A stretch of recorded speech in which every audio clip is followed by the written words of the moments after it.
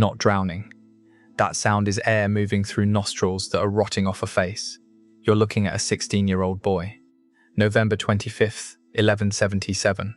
His hands are wrapped in linen, white this morning, now the color of dried menstrual blood.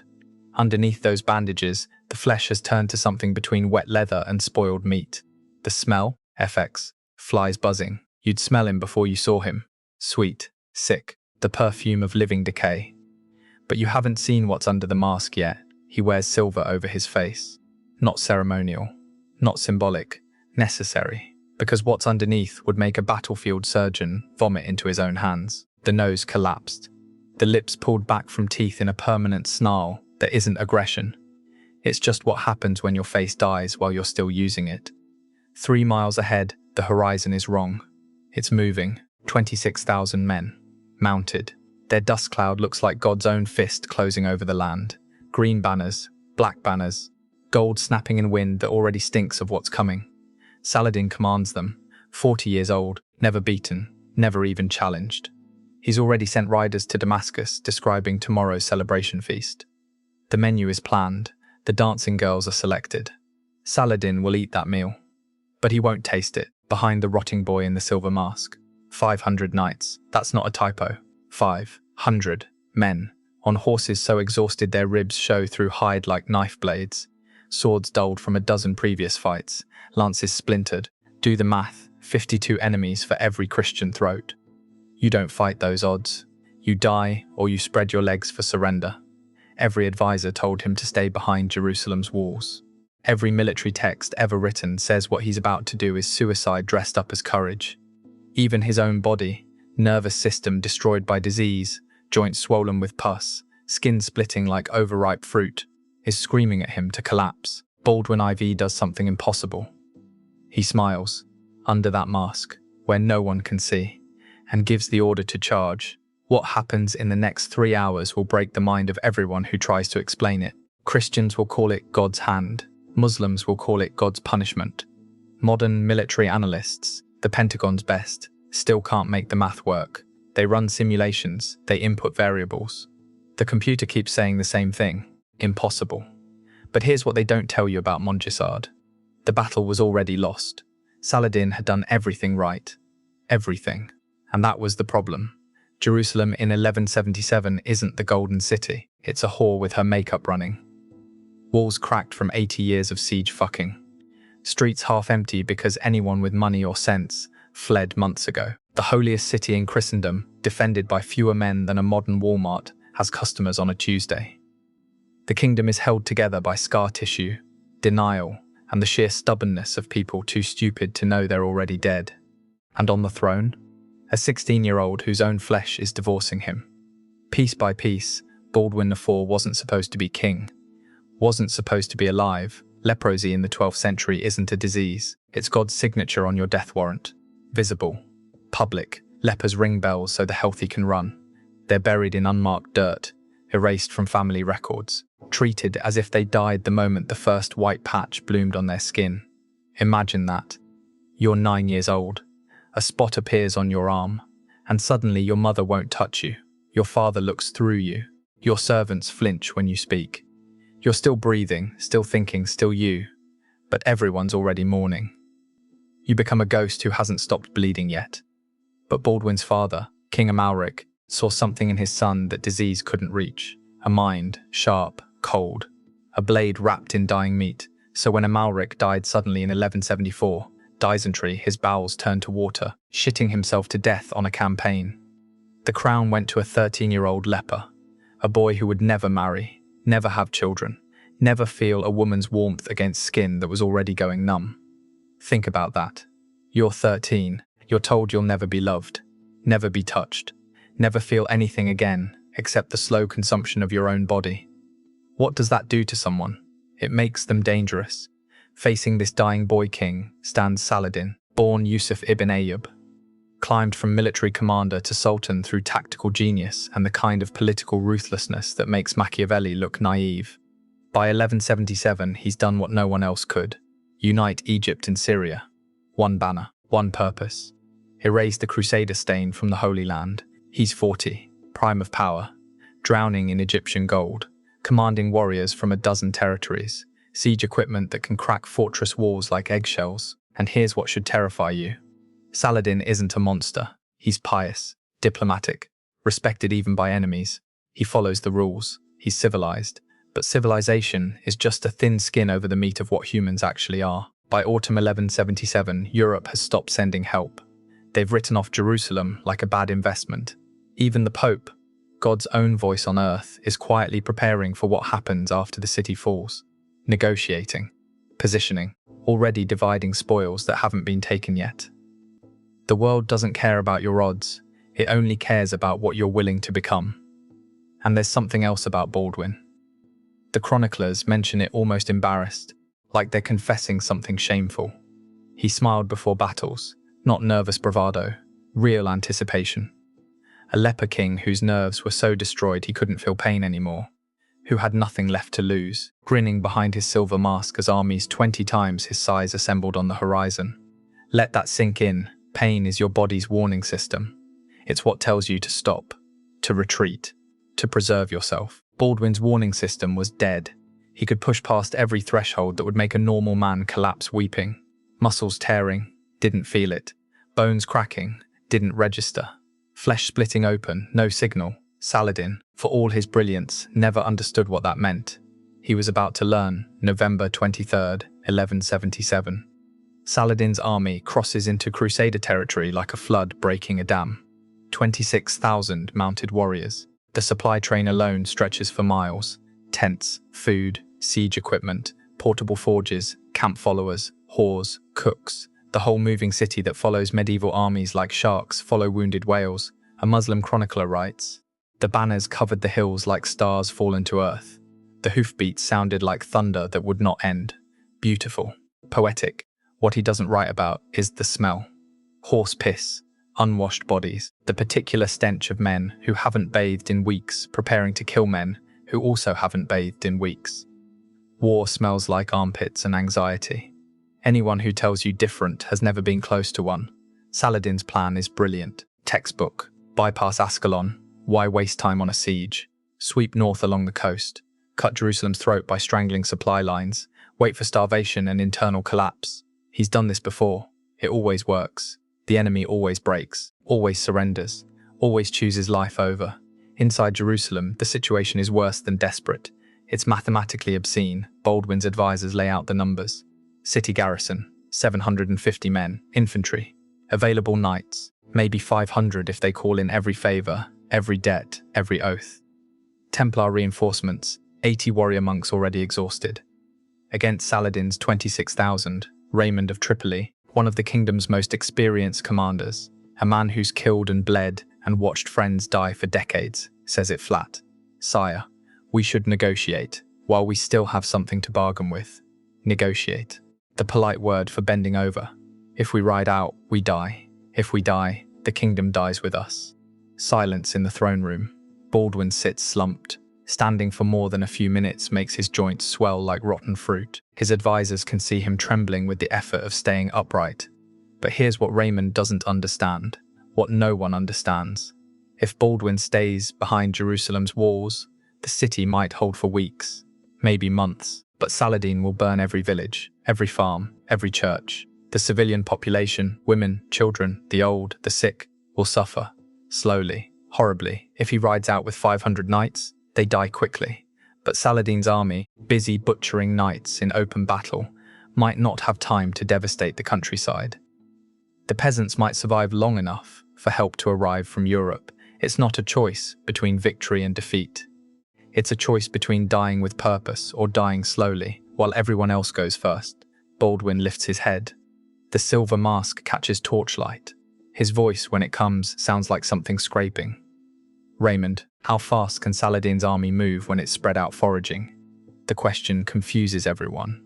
Raymond frowns. "Slower, sire. They'd need time to reform, but... And if we hit them while they're scattered?" The room goes cold. "My lord, with respect."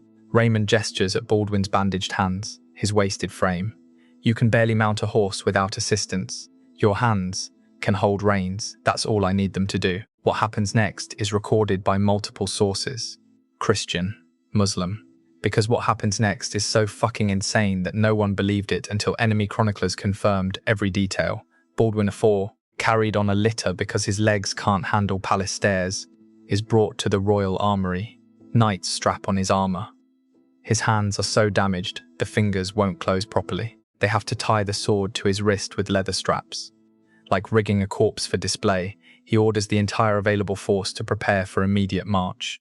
500 knights, 80 Templars, north, towards Saladin's army. Odo of Saint Amand, the Templar Grand Master, scarred veteran, fought in a dozen battles, killed men with his own hands, actually weeps when he sees Baldwin lifted onto his warhorse.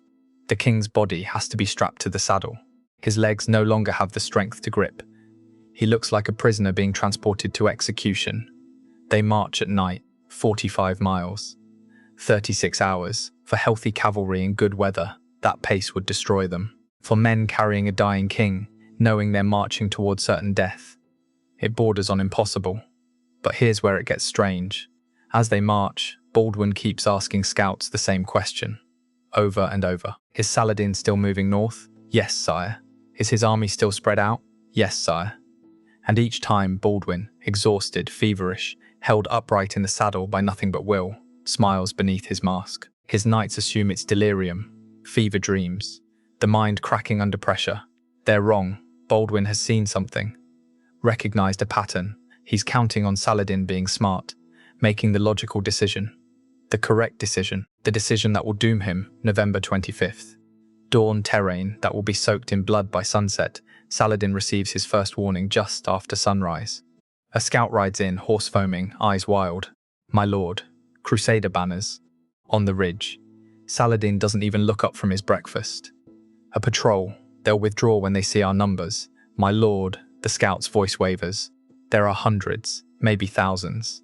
Now Saladin looks up, and for the first time in his military career, the undefeated Sultan of Egypt and Syria, the sword of Islam, the man who'd never tasted anything but victory, realizes he's made a mistake. His army, confident, undisciplined after days of easy marching, spread across 3 miles of countryside, looting, resting, fucking camp followers, horses unsaddled, weapons stacked, men taking shits in the bushes thinking they're on a victory parade, caught completely with their pants down.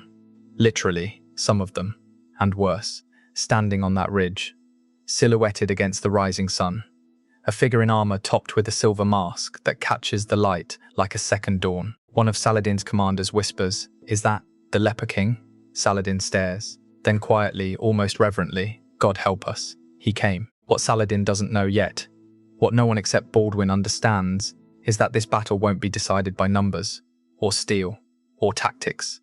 It will be decided by the absence of something fundamental to being human: pain, the inability to feel it. 2 p.m. The air reeks, horse sweat, human fear. The metallic tang that comes before blood is spilled. Your body knows it. Even if your mind doesn't have words, Baldwin's 500 knights have formed a wedge. At the tip, 80 Templars, white surcoats, blood-red crosses, men who've taken vows to never retreat, never surrender, never ask for mercy. Behind them, exhausted secular knights who kissed their wives goodbye yesterday, touched their children's faces, knowing they'd never feel that warmth again. And at the front of this formation, strapped to his horse like meat being transported for slaughter, Baldwin IV. His advisors are screaming at him one last time. "Sire, we can still." He raises his bandaged right hand. The gesture shouldn't be possible. His fingers barely function. But somehow, impossibly, he lifts that rotting hand high enough for 500 men to see it, and drops it forward, the signal. Imagine you're one of those knights. You're about to charge 26,000 warriors, 52 enemies for every breath you have left. The mathematics of your death are already calculated. Your body will be stripped, left to rot. Your wife will remarry. Your children will forget your face. Leading you is a 16-year-old boy whose flesh is literally falling off his bones, who needs to be tied to his horse, who should be in a monastery. Not here, not now, not leading you into annihilation. But then you see something, as the charge begins, as 500 horses surge forward, and the ground starts shaking and your own heartbeat becomes the war drum you're marching to. Baldwin leans forward in his saddle. You can't see his face behind that silver mask, but you know, he's smiling, And you think, if that rotting corpse isn't afraid to die, what excuse do I have? At 400 yards, Saladin's scattered forces start scrambling, men pulling up pants, fumbling for weapons. Too slow at 300 yards, Muslim archers fire. Arrows fall like black rain, knights drop, horses scream, a sound you never forget, like metal tearing inside living flesh. The charge doesn't slow. At 200 yards, Saladin himself is screaming orders. His elite Mamluks, 8,000 slave soldiers trained from childhood to kill, boys stolen from their mothers and forged into human weapons, are forming ranks. But they're terrified, not of the numbers, of the madness charging toward them. At 100 yards, Baldwin does something no chronicler can explain without invoking God. He draws his sword. His hands don't work. The blade is tied to his wrist. He shouldn't be able to lift it. But he raises that sword above his head, and 500 knights behind him see their dying king holding steel to heaven. And they scream. Not a battle cry, something older, primal, fury and grief and faith, and pure animal hatred all burning together in one throat-shredding roar. At 50 yards, Muslim horses start backing up. Animals know. They smell what's coming. Death rides toward them wearing a silver face. At 10 yards, men in the front ranks throw down their weapons and run 2:15 p.m. The Templar wedge hits Saladin's center like God's fist through wet paper. The sound. You expect clean metallic ringing. What you get is wet, crunching, full of screaming. Not just men, horses too. The air itself seems to shriek. In the first 30 seconds, 300 Mamluks simply cease to exist. Trampled under war horses bred to be weapons. Speared through by lances moving at full gallop. Steel entering chest cavities, exiting backs, the sucking sound as it withdraws. Crushed under the weight of armored men moving at 20 miles per hour. Bones don't break cleanly. They shatter, splinter, become shrapnel inside living bodies. But here's where it becomes unbelievable. The charge doesn't stop. Cavalry charges are supposed to hit hard, wheel away, regroup. Basic tactics. Taught to every knight from childhood. Hit, pull back, hit again. The Templars keep going. They drive through the Muslim center like a blade through guts, and behind them Baldwin's secular knights pour into the gap, widening it, turning it into a wound that won't close. Steel rising and falling, the rhythm of butchery. Chop, scream, chop. Silence 2:30 p.m. Saladin's center breaks. 8,000 warriors who've never lost a battle. Not retreats in good order. Not falls back to secondary positions. Bricksmen throwing down weapons. Tearing off armor because it's too heavy to run in.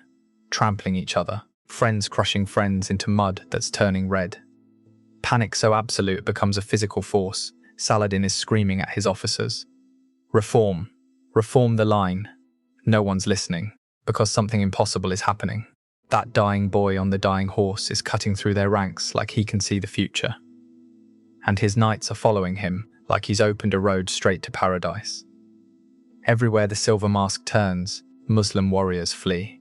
And here's where Baldwin's smile finally makes sense. Where the genius of a rotting corpse becomes clear. Those ravines cutting through the plain. The ones Saladin hadn't bothered scouting because he assumed he'd never need to retreat. Why would he? He had 26,000 men against 500. They're funneling the fleeing Muslims into natural kill boxes. Knights pursue. And suddenly thousands of warriors are trapped in narrow canyons with steep walls. No escape. Trampling each other, suffocating under the weight of their own panic. Dying not from swords but from sheer compression. Lungs crushed by the bodies of their comrades piling on top of them. A Christian chronicler will write, "The ravines filled with bodies like wells filling with water, until the dead made bridges for the dying to cross." A Muslim historian will confirm it. We fled into the earth's mouth, and the earth devoured us. Creation devours the invader. 3 p.m., Saladin's personal guard. 2,000 of the finest warriors in the Muslim world. Men sworn by sacred oath to die before leaving their sultan. The Mamluk elite, the best of the best. They see the Templars coming, and they run. Let that sit for a moment. These are men who've trained since childhood, who've killed and bled and watched brothers die, who swore oaths so binding that breaking them meant eternal dishonor. And they see those white surcoats with red crosses getting closer, and something in them, something primal, something older than honor, says, "Not today, not this enemy, not that silver-faced thing leading them." Saladin, abandoned, surrounded by corpses wearing his colours, does the only thing he can do. He finds a racing camel, faster than a horse in sand, and flees, the Sultan of Egypt and Syria, who'd never lost a battle, who commanded 26,000 men this morning, is running for his life. On a camel, the humiliation is absolute. The kind that keeps men awake at night for decades. The kind that makes you taste bile every time you remember. By 4 p.m., it's over. 20,000 Muslim warriors lie dead or dying across 3 miles of blood-soaked earth. The wounded are screaming. The sound carries for miles. Some are drowning in their own fluids. Some are crushed so badly they can't move, just waiting for death or scavengers. Some are already being picked over by the first crows, 6,000 more scattered into the desert. Weapons abandoned, armor discarded, anything that might slow them down. They'll die of thirst over the next 3 days. Sun baking them into leather, lips cracking, tongue swelling. The lucky ones will find wells. Most won't. Of Baldwin's force, 100 are dead. Heavy losses. But they've won. They've done the impossible. When they finally pull Baldwin from his horse, he's unconscious. The straps holding him in the saddle are the only reason he didn't fall. His bandages are soaked through. Blood, pus, fluid from burst sores. Wounds torn open by the physical stress of wielding a sword his hands shouldn't have been able to hold. The knights think he's dead. Odo of St. Amand checks for breath. Finds it. Barely. He's weeping, openly, unashamed, as he says to the gathered knights. He can't feel pain. That's how he did it. He can't feel his body breaking. So he never stopped. He never knew when to stop. You've just witnessed 500 men defeat 26,000. Not because they were stronger. Not because they had better equipment. Not because of divine intervention, though everyone will call it that, because they followed a boy who'd already lost everything except his will to fight. But here's what no one tells you. What the celebrations and the church bells and the priests, calling it a miracle, don't mention. Winning cost Baldwin something worse than losing. The night after Montgisard, Jerusalem burns candles in every window. Church bells ring for 72 hours straight. Priests call it a miracle. Peasants who'd been preparing to flee are dancing in the streets. Baldwin IV is being hailed as a second Judas Maccabeus, the warrior who saved God's people against impossible odds. But in the royal chamber, physicians are arguing over whether to amputate. The stress of the battle has accelerated Baldwin's leprosy catastrophically. Tissue that was merely damaged is now necrotic, dead, black. The smell coming off him makes the doctors, men who've seen everything, men who've amputated limbs without anesthetic, gag into their sleeves. Infections spreading through flesh that can't heal. His hands, which somehow gripped a sword for 3 hours, are swollen, twice normal size, weeping pus through bandages. The fingers, what's left of them, are turning colours that flesh shouldn't be. He's 16 years old, and his body is dying faster now because of what he did to save his kingdom. The material gains are staggering. Saladin abandoned his entire supply train, tents, weapons, gold, food for 26,000 men. All of it becomes Crusader property. The Templars alone capture enough equipment to outfit every Christian fortress in the Levant. Saladin's war chest, literal tons of gold meant to pay his soldiers for the coming siege of Jerusalem, now funds the kingdom for 2 years. But Baldwin's body paid the price. His doctors tell him he has 6 months. A year at most. The disease is too advanced. The battle accelerated deterioration beyond hope. He lives 8 more years, 8 years of agony, losing his sight gradually, each morning opening eyes that see less than the day before, losing mobility inch by inch, eventually unable to hold a pen, unable to feed himself, unable to wipe his own ass. But his mind, that blade wrapped in dying meat, stays crystal clear until the very end. And during those 8 years, he defends Jerusalem against Saladin 3 more times. Never with more than 1,000 knights, never losing once. There's a moment in 1183, 6 years after Montgisard, Saladin and Baldwin meet under a truce flag to negotiate prisoner exchanges. Baldwin is carried on a litter. He's blind now, can't walk, can barely speak above a whisper. His body is a ruin, a preview of what corpses look like before they're buried. Saladin looks at this broken thing, this boy who's haunted his nightmares for 6 years, and says something that Muslim chroniclers recorded faithfully. I do not understand how God could give such a mind to such a body. Baldwin's response, whispered through a translator because his voice is too weak to carry. Perhaps so that when I win, no one can claim it was by strength alone.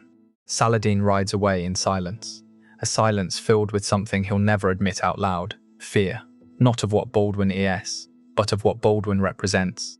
The terrifying possibility that the flesh means nothing. That will is the only weapon that matters.